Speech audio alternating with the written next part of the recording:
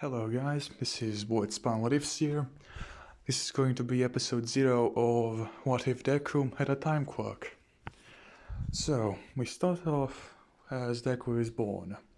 He is surrounded by doctors and by his father. So, currently, let's see. So, both of Deku's eyes are different. So, the picture right here.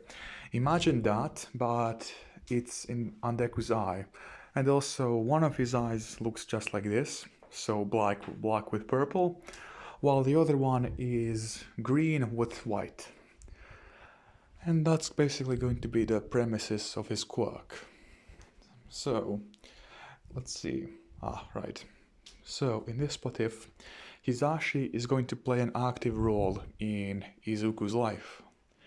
So, Izuku is Deku, if you guys don't know. And so, let's see. Hisashi has a time quirk in this what if. So, what he can do with his time quirk is that he can stop time around small objects. And Inko's quirk is that she can revert time of plants, and that's it. So if a plant withers away, she can use her quirk. To, how do you say it? Make it so that it's in prime condition. And so both of their quirks merged, and now Deku can use both of them. Although, well, since he has both of his eyes, this is technically considered a mutation quirk, I believe. And, well, before any of them can leave, all of them get stuck. They can't move at all. And well, except except Hisashi, because Hisashi and Deku have the same sort of quirk, and Deku simply used that quirk on Hisashi, all that is on the area around him. That being that he stopped time. So Hisashi simply came towards him and then slowly put him to sleep. When Deku fell asleep, everybody could move again. And the doctors were surprised because having a quirk as powerful as that, when he's just a child, well, not even a child, just a baby, yeah, it's extremely rare, and they also believe that it's going to be extremely powerful. Although that's when they noticed something. Deku's green eye, which is the one that is Deku's black eye, that's the one which is used to stop time, was starting to bleed. So they immediately went ahead and did minor surgery on him. Because if Deku overuses his quirk, blood is going to be coming out of every single, hole on his face. That being from his eyes, his mouth, his nose, and his ears. So, yeah. And also Deku, he can't exactly see normally. So like what all of us call normally to see this. The way Deku sees is, well, sort of like bats, although instead of echolocation, he uses because his eyes, they're always moving, just like, just like a face of a clock. And well, every single time it moves, it changes the positions of everybody around him, and they look simply like silhouettes, nothing else, like shadows which are moving, and each shadow has its own specific color, those colors being their different types of quirks. And although Deku cannot really see what quirks they are, he simply knows that they're quirks. And well, that's what Deku sees. So it's a bit weird because it works like this. Every single second, when a second passes in both of his eyes, he can see where that guy or a person moved. And then at the second and at the second, he can see where he went again. And well, that's it. And now, a couple of months later, Deku is still in the hospital being examined by the quirk doctors. And well, after some time, All for One's doctor, that being the guy with the funny sunglasses, or glasses, he also goes there. he sees what sort of quirk Deku has, and he goes ahead and tells that to All For One. Now, All For One is extremely interested in this quirk, but that's when he realized that that's a mutation quirk. So the chances of him being able to steal it, yeah, they're non-existent. Or at least I believe that's like that. And so he simply gives up on any sort of, how do you say it, way of stealing the quirk away from Deku. And now, for a bit of a backstory in this world. All Might and All For One did fight. Although All For One's injury is now, how do you say it, it's a lot less, how do you say it, severe than it was in the anime. And All For One can still see out of his eyes, just so you know. So his face isn't like completely smushed. Or well, mushed. So, although he did contain several injuries to his internal organs, so yeah, he's still strapped onto that, how do you say it, machine. And well, but also one more thing. The police in this What If are basically pricks. That being said, if a child or somebody accidentally uses their quirk, they're going to be fining the parents or the guardians of that child. If somebody who is over 18 years old uses a quirk and they don't have a hero license or a license to use their quirks, yeah, they immediately get sent to prison. Unless they can pay a fine of $100,000. Yeah, the government sort of started punishing a lot more. And they were hoping for this, that much less people would stop using their quirks. Although in reality this happened. Now there is a deficit of heroes, because who would want to become a hero and protect a government like that? Although currently I believe that in the My Hero Academia world that there is, I believe, 3 times as many heroes as there is villains, while in this world it's, well, how do you say it? It's equal. So yeah, there is the same amount of both, how do you call it, of both villains and heroes. And that's pretty much it. And now we go back to Deku. He's finally taken away from from the hospital and starts playing with Hisashi, while Inko is currently in her job. And also both of them aren't heroes, just so you guys know. And so, after Deku goes ahead and... Actually no. After 3 more years, Deku is sent into kindergarten, where he meets the one and only Bakugo. Although, unlike in the, how do you say it, in the anime, Bakugo is actually a lot more, well, essentially he isn't the same Bakugo as in My Hero Academia. And also his quirk is a bit different as well. So, he has much greater control of his quirk. And also, instead of using his sweat to create explosions, he can just create explosions anywhere he really wants. Although it does. And there is also no more strain on his body. So, yeah. And also his explosions are a lot stronger now. With his most powerful explosion, that is, well, not current, well, yeah. While he's in kindergarten, his most powerful explosion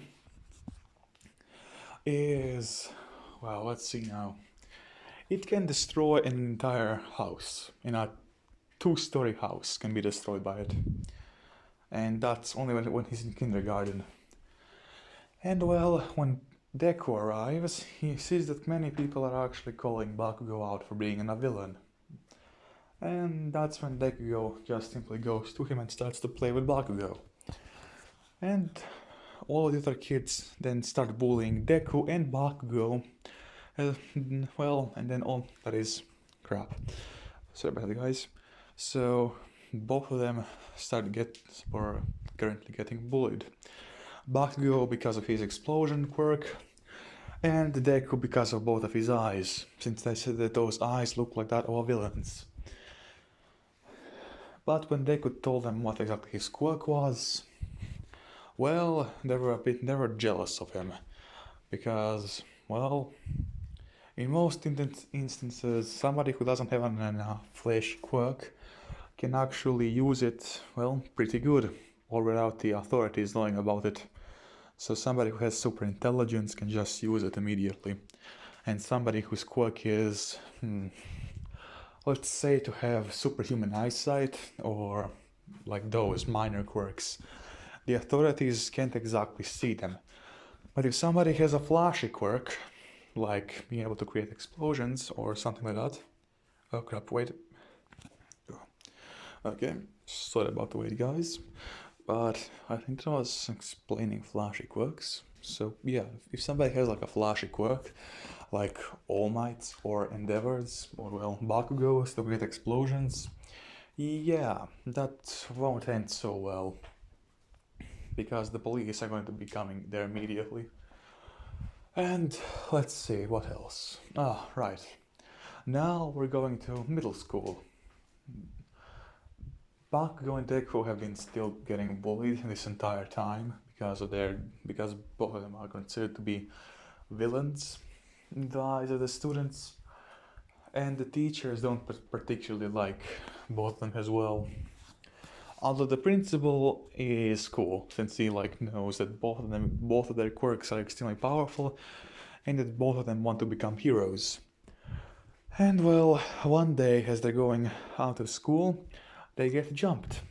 That being that several of the, how do you call them? Right. The several students, which are, well, delinquents, and who also use their quirks regularly, they go ahead and attack them. Now, Deku uses his quirk to, how do you say it, stop them all in their place, and Bakugo then uses his explosion quirk to create a flashbang, that is, just a flash, no explosion. And all of them get blinded for like half a minute. And while all of them are on the ground, Deku and Bakugo simply start running. And well, that's when they see several police. Now, before the police officer can turn his head to see the faces of Deku and Bakugo, Deku uses his quirk to simply stop time around him. And so the police officers can't see the face of either Bakugo nor Deku, but they can clearly see the faces of the 6 delinquents. So the 6 delinquents get reprimanded and also have to pay a fine for using their quirks. While Deku and Bakugo are simply laughing at them from a distance. And now, this is going to be... Actually, wait. I don't exactly get why they can become heroes, like when they're going to high school. They go, because UA is essentially in a high school. That doesn't make any sense for me, because what if they get, how do you say it, expelled from UA in the 3rd or 4th year? It's going to be extremely hard for somebody to actually get to a new high school or not. So I'm gonna say that UA is a college. They have to go through first high school, then they can go ahead and start becoming a hero.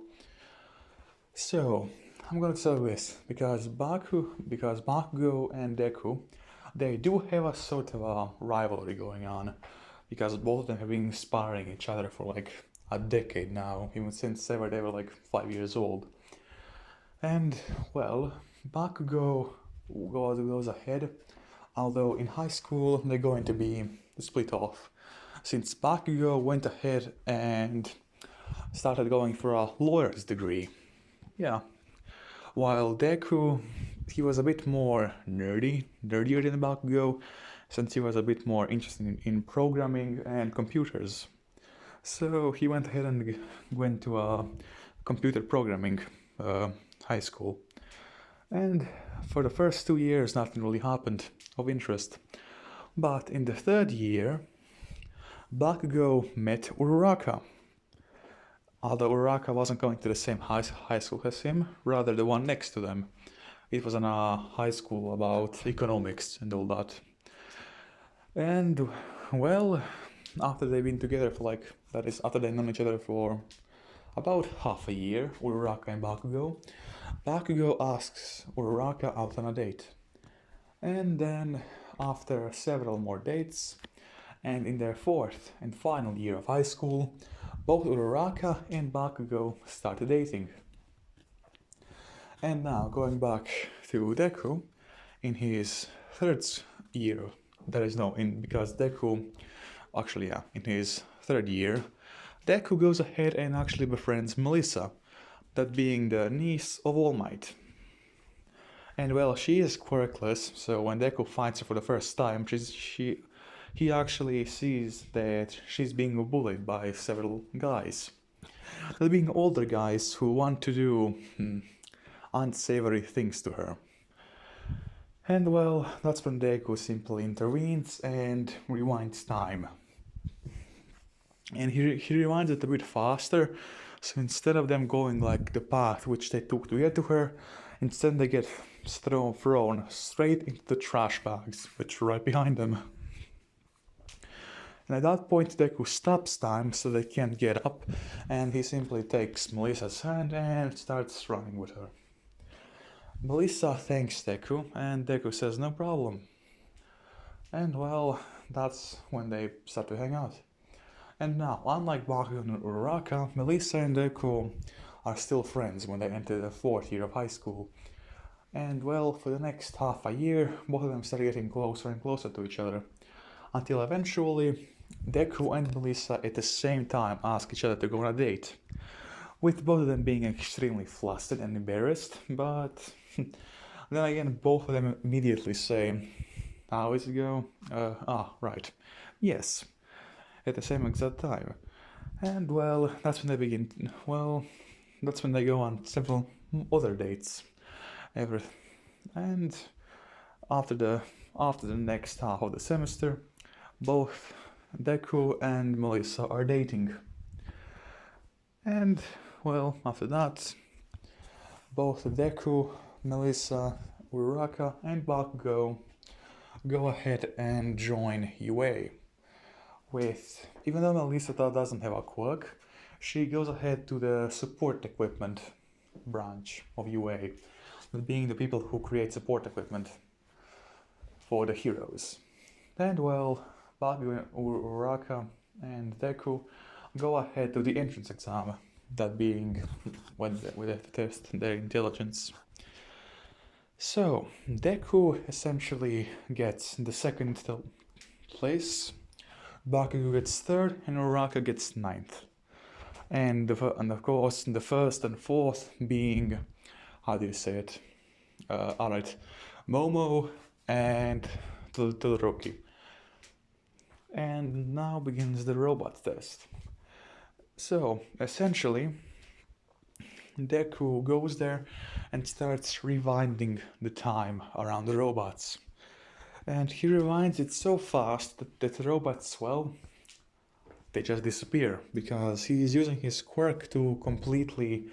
Well, he's using his quirk essentially as Eri is, although Eri's quirk is a bit more focused on rewinding time, so that is, rewinding in a certain something, like a person to nothingness.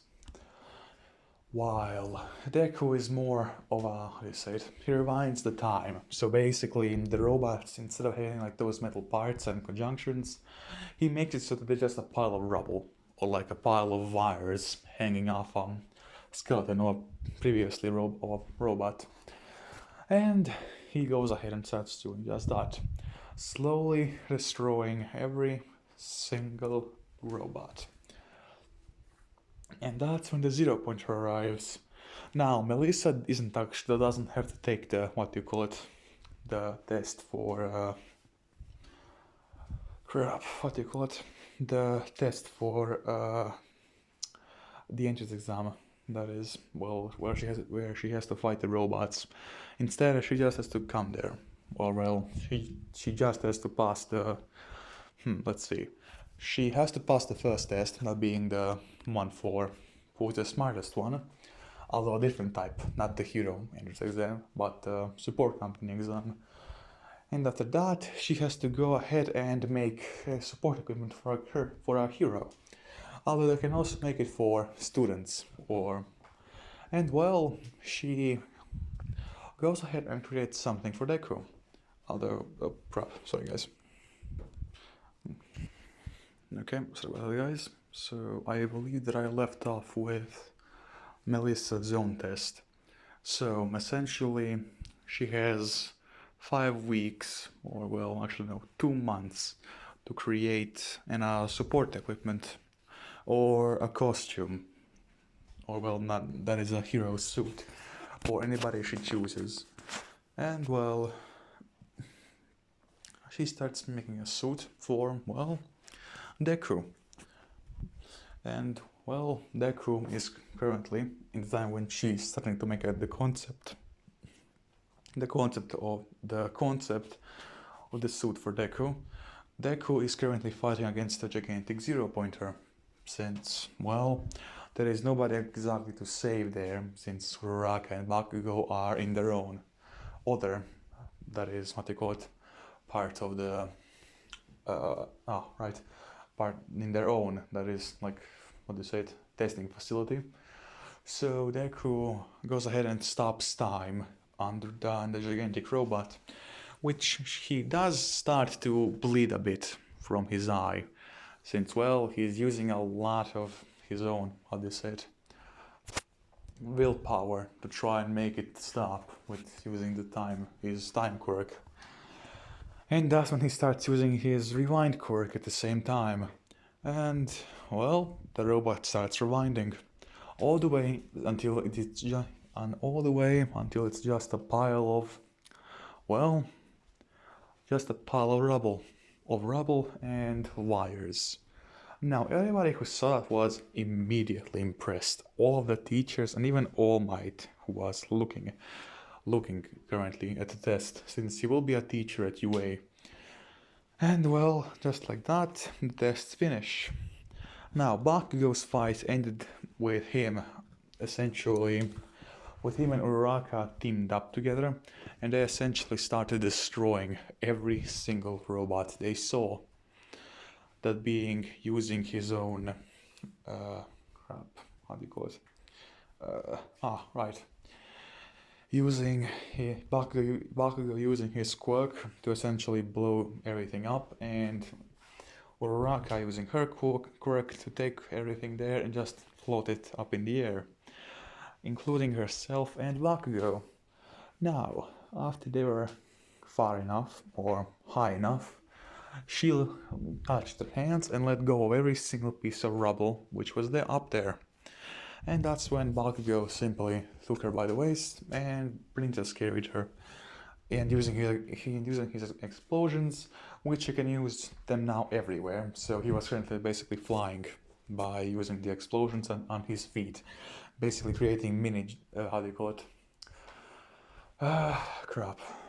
basically creating mini engines which made him float. And well, all of the other rubble, he then directed it with his own explosions and destroyed over 70 of the 1-pointers, 2-pointers, and 3-pointers.